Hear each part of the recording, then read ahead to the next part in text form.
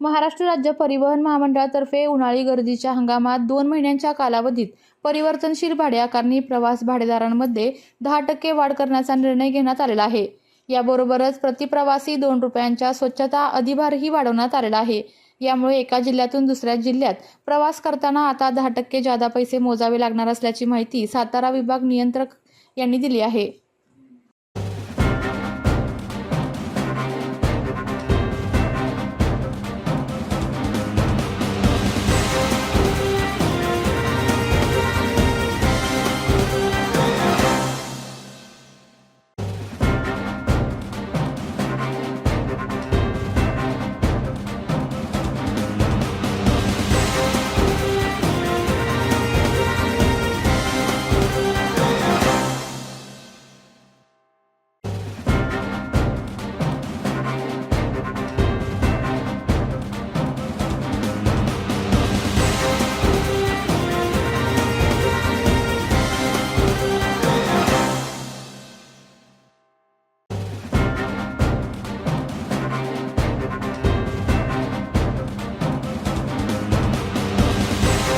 आपल्या तालुक्यातील जिल्ह्यातील बातम्या सर्वप्रथम पाहण्यासाठी आजच सातारा न्यूजला YouTube चॅनलवर सबस्क्राइब करा, लाईक करा, शेअर करा आणि बेल आयकॉन प्रेस करायला विसरू नका।